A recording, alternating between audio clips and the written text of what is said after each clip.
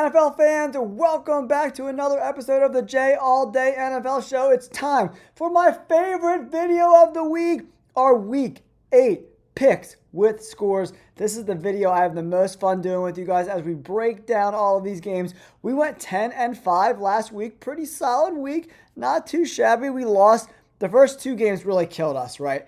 Killed our record for the week. The Pittsburgh game and the Rams game, we got both of those wrong. And then we picked against the Eagles, and they ultimately won, right? That was a bummer. We lost the Green Bay-Arizona game. I thought Arizona was going to pull it out. We got so close to picking that upset for sure. And then Atlanta just didn't show up versus San Francisco, guys. So here we go. We're going to break down all these Week 8 games, give you the scores, but before we get into that, this video is brought to you by Underdog, guys.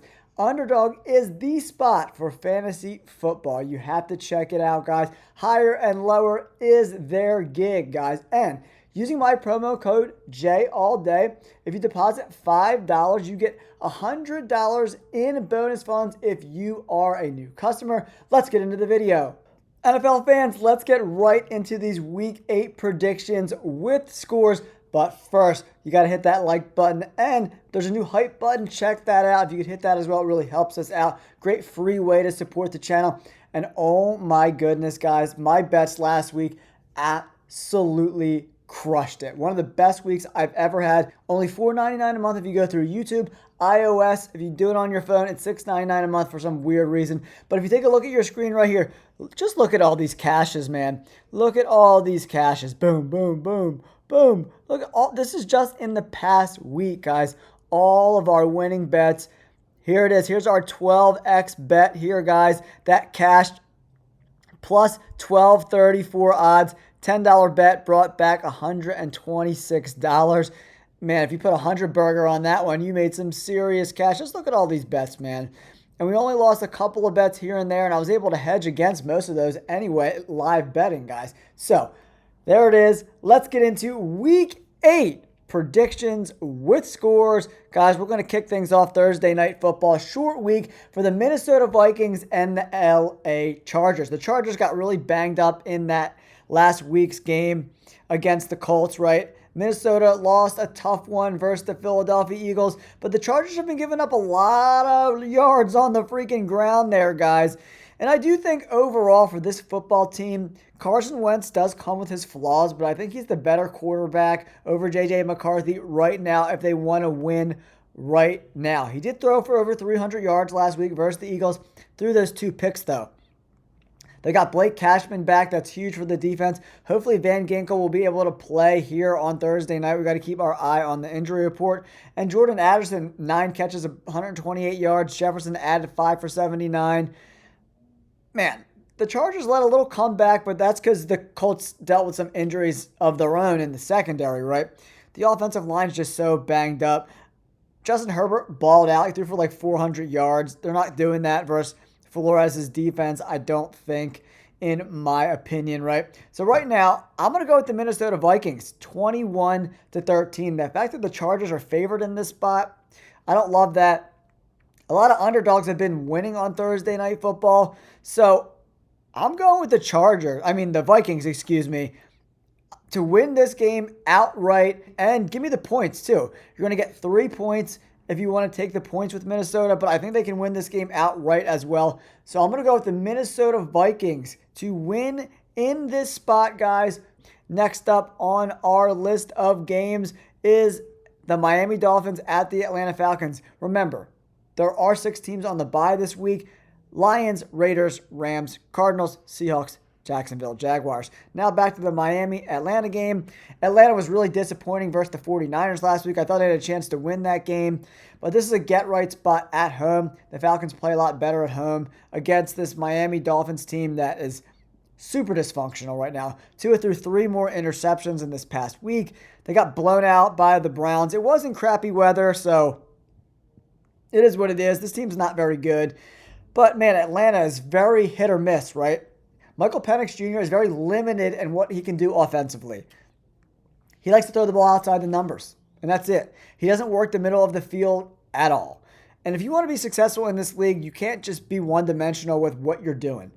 If you're going to consistently throw to the boundaries, to the numbers. Teams are going to take that away and force you to look over the middle of the field where you're uncomfortable. I don't know. I'm not the biggest Michael Penix Jr. fan, but the Dolphins are straight trash. I'm going 28-16 Falcons with a huge win there at home to get right after that disappointing loss to the 49ers. Next on the slate, we have the Jets traveling on the road to take on the Bengals. The Bengals are coming off a big victory over the Steelers. Really, really good spot. Flacco looked great, getting the ball out fast, throwing with anticipation and precision. That was old school Flacco, just really, really tough to beat. With Jamar Chase and T. Higgins, he could run this offense, man, as long as they give him time. Not a great offensive line there in Cincinnati, but I think that he is going to be a good bridge for when Joe Burrow comes back. Probably not for at least probably 6 or 7 more weeks, right? If Burrow comes back, it's going to be the last few weeks of the season, right? We'll see where the Bengals are at. I think they dominate this game. Justin Fields got benched. This defense has played good the last couple weeks, giving up only 13 points in back-to-back spots, but I don't know how they score any points. Garrett Wilson is still questionable in this spot, but I don't think it matters at all because Fields and Tyrod Taylor are not NFL starting quarterbacks in this league. They're both backups, in my opinion, right? But offensively, this team has no identity. It's an absolute mess. You got really young guys at the tackle spots for them. I think the Bengals, with this veteran offense, can do enough. I'm going 30-17. I think Joe Flacco wins with precision again, whether it's T. Higgins, whether it's Jamar Chase getting 38,475 targets in one game. He's going to get these guys open. I like the Bengals to win. I don't know if the Jets win a game all year, man. I just don't know if they're built to beat anybody in this league the way they're currently constructed right now. Looks like a number 1 pick is in the Jets' future, guys. All right, the fourth game on this slate, Cleveland Browns at the New England Patriots. Patriots are favored by 7 right now. I'm taking the Bengals to cover the 7 points for sure. Just so we know. Sorry about that. All right, guys, here we go. Cleveland at New England. Patriots 7-point favorites. I'm going to take the Cleveland Browns and the plus 7 points. But I think the Patriots win outright. I think it's going to be a little closer than people think. The Browns are running the ball great right now. Dylan Gabriel has looked okay. He hasn't looked great in any stretch of the imagination, right? But I do think they keep it close. I really do. The defense had 11 tackles for a loss in that game against Miami. Drake May has been extremely efficient, right? But it's going to be a crazy pass rush coming after them. Maybe they force a turnover or two and keep this game a little bit close. But with Stephon Diggs and Ramondre Stevenson, Trevion Henderson, I want to see all these guys get involved. I'm going Patriots to win this game 26-20 at home especially. But the Browns defense is looking pretty solid, and Judkins, 3 touchdowns last week, looked really, really, really good. How about Drake May? 21 of 23, 2 touchdowns, 222 yards. He was sacked 4 times, though, but he's not turning the football over. They're running the ball well. Stevenson went 18 for 88 and a touchdown. Patriots are looking freaking good, man. The first place New England Patriots. All right, Patriots, get it done! 26-20. NFL fans, we got a great one coming up next. NFC East rivalry. New York Giants at the Philadelphia Eagles. Just a couple weeks ago, there in Jersey, the Eagles got their butts whooped by the Giants. The Giants smacked that ass, man. Straight up crushed the Birds. It was embarrassing for Eagles fans to watch Jackson Dart and Cam Skattebo just eat their lunch all day long. The Giants are coming off a very disappointing loss to the Denver Broncos. They got to travel from Denver back to the Northeast to take on the Philadelphia Eagles. It's going to be a very hostile environment for sure. The Eagles are coming off a big win over the Minnesota Vikings. They finally looked right offensively. Can they get freaking Saquon Barkley rocking and rolling, man? We'll have to see. But Jalen Hurts, incredible performance. 19 of 23, 326, 3 tutties, no interceptions. Saquon got a little banged up in that game and still ineffective. Devontae went 9 for 183 and a touchdown. AJ 4 for 121 and 2 touchdowns. They look good. But in Philly, I'm going with the Birds. 27-24, but the Giants cover the 7 points. I think 7 points is too much, especially after we saw how they matched up a couple weeks past. But the Eagles got their Kobe Dean back, and they got Jalen Carter back. That's huge. Adoree Jackson got banged up a little bit in that spot last week. I don't know if he's going to be active in this week. But I'm not really worried about the Giants' wide receivers. I'm more worried about the running attack and Jackson Dart making things happen with his legs. But Jackson Dart, come on, dude. You got to get down. You're going to get your head freaking ripped off. You know where I'm going with this game, guys. My Bird Gang gets it done 27-24 and making more distance between them and the rest of the NFC East. Go Birds! And welcome back, Brandon Graham. We'll see if he's active on Sunday. I hope he is. And get after that, Jackson Dart, baby! Let's go, Bird Gang. Bills. Carolina Panthers, guys. I thought this game was going to be close, but then Bryce Young gets hurt. He's not going to be playing in this spot. And Andy Dalton has looked awful. He looked awful in that game when he came in for Bryce Young. And then his last 4 appearances in 2024, he was dreadful, right? Straight up. He looked like ass. The Bills are coming off a bye. I'm hoping Ed Oliver can be back for that D-line, kind of stop the bleeding because the Bills are having a really tough time stopping the run. And Chuba Hubbard and Rico Dowdle can run the ball down your throat, right? We've seen what they've accomplished this year. Rico Dowdle's had some really, really big games, guys. So if they come out and start running the ball down the Bills' throat, this game's going to be really, really, really close. I think it's going to be close, man. I really do. This Bills defense, the secondary outside of Benford hasn't been good. The linebackers have been awful, filling these gaps to try to stop the run game. Front 7, not so good either, right? So I'm going 24-23. The Bills win this game, but the Panthers are getting 7.5. So give me the Panthers and the points in this spot if you're a spread better. Once again, I'm not a huge spread better, guys. For the most part, I do run some teasers in my members only bets each and every week, but straight up spread, I will sprinkle it in when I see an anomaly that I don't like. Speaking of anomalies with the point spread, guys, I see one right here with the Chicago Bears on the road taking on the 1-5 Ravens. The way the spread looks right now, I'm assuming that Lamar Jackson's going to be back playing in this spot. But what's he going to look like, right? The Bears have won 4 games in a row. The line's at 6.5. I think the Bears win this game outright, 27-23, and give me the Bears and plus 6.5 all day long. The Bears are a work in progress for all the Bears fans out there. Ben Johnson, his clock management definitely leaves a lot to be desired in my opinion, right? Tons of penalties. This team isn't playing clean football. 10 penalties for 92 yards. I don't love that. But this offensive line is really gelling right now, right? Especially running the freaking football. Swift the last 2 weeks has looked great. He went 19 for 124 and a tutty. 200, and 22 rushing yards on the ground for the Bears last week. Kyle Monangai got involved, the rookie out of Rutgers. This team is very, very, very close to turning the corner, right? They clean up the penalties, can be a little more efficient passing the ball. This team's going to be tough to beat. So I'm going with the Bears and the upset, 27-23, and give me the 6.5 all day long here, guys. Next up, we got the 49ers and the Houston Texans. I'm taking another underdog here. The 49ers are getting 1.5. I love that. The Niners win 27-17 and give me the plus 1.5 all day long. Nico Collins got a concussion on Monday Night Football. He's 99% chance not going to play on Sunday, right? So Christian McCaffrey is looking like the C-Mac of years past. 24 carries for $129. Added 7 catches for 72 yards. The dude looks really, really, really, really good. It's impressive, but I am concerned about his usage. They have Brian Robinson Jr., so use him a little bit, dude. Brian's a dog. Mac Jones, pretty mid-performance last week, so Kittle's back. Hopefully he gets a little more involved offensively. He did help out a lot in the run game for sure, but I want to see him catch some balls down the field. The Texans' defense is really good, but I expect Shanahan to crack that puzzle, and C.J. Stroud in this offense.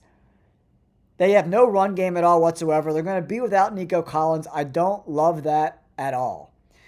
I love the 49ers. I'm putting a money line bet on the 49ers. I'm going to give that bet away for free this week, guys.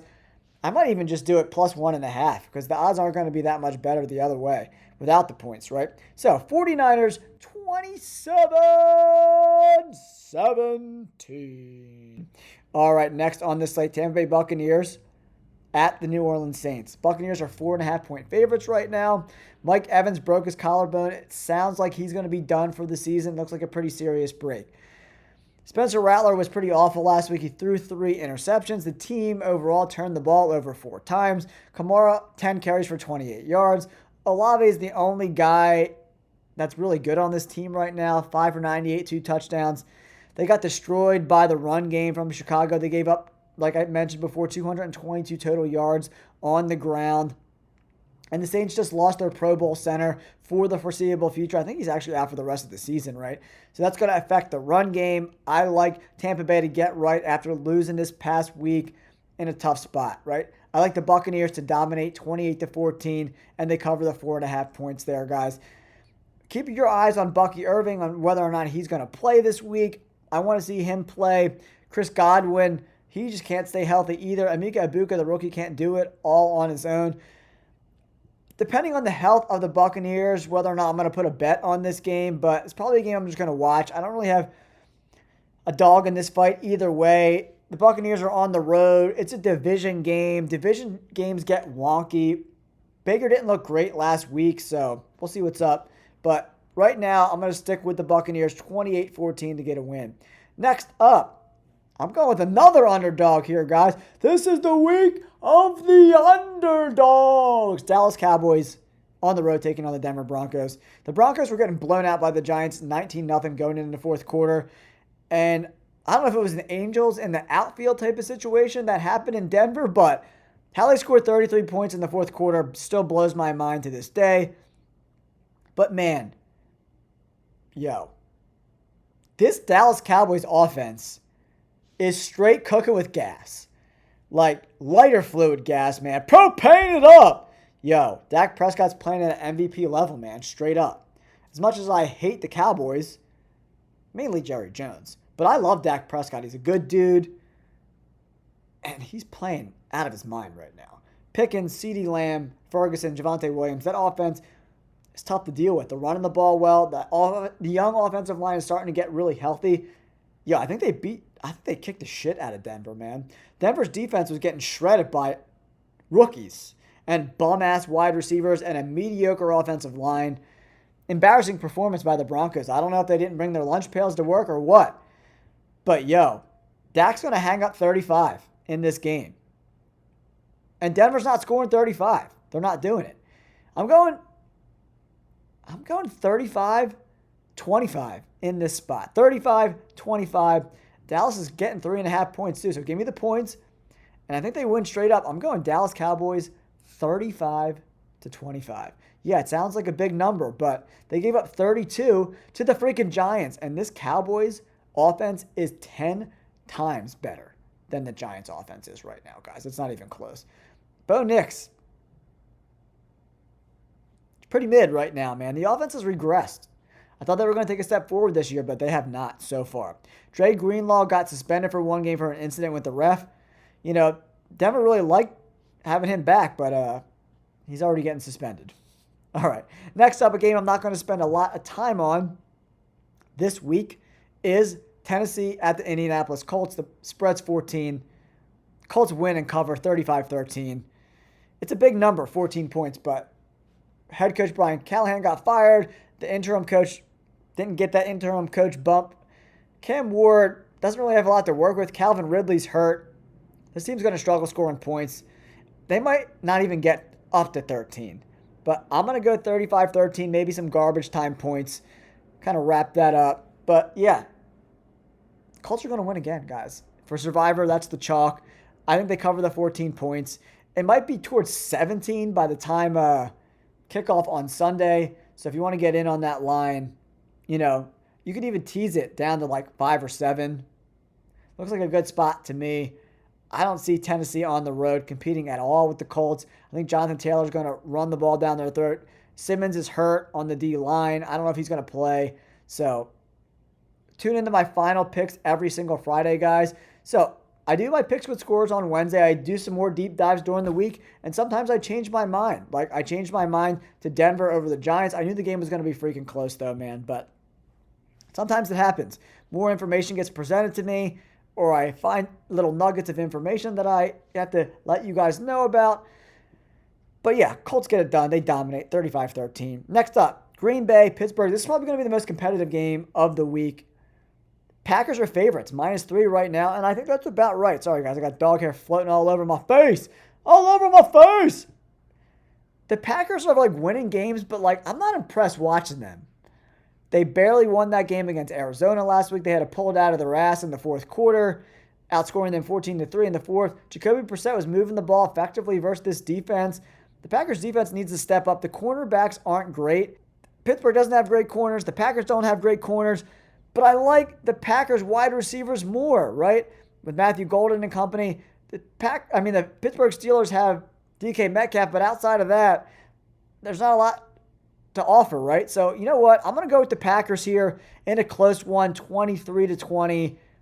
This is anybody's game. Can the Pittsburgh Steelers defense show up? Ramsey and Slay got their lunch eaten all day last week by the Bengals. They're old, and they looked like it in that spot. Matthew Golden is fast as shit.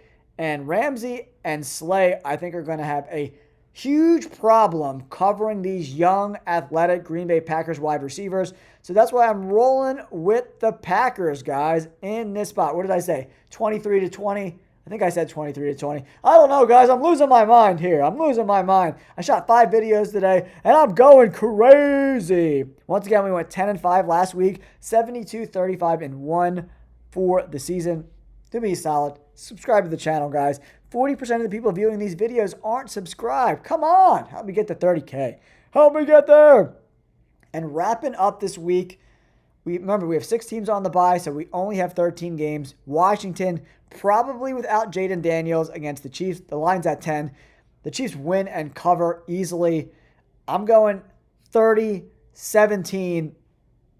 Chiefs dominate in this spot. Without Jaden Daniels, Marcus Mariota, both wide receivers, Deebo Samuel and Terry McLaurin, have been dealing with injuries. I think they're going to struggle running the ball versus the Chiefs. I love the Chiefs to dominate in this spot, 30-17.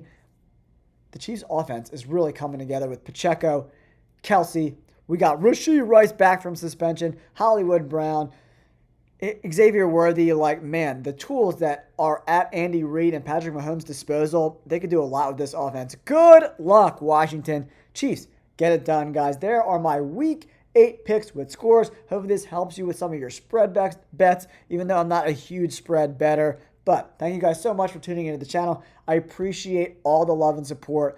We're closing in on 28,000 subscribers. It's so humbling, guys. And we're getting closer and closer to me being able to do this full time and quit that day job, guys. So thank you again so much for supporting me and the channel. You guys are the best. Peace. And don't forget, Underdog, J all day. Use that promo. You bet $5, you get 100 and bonus funds.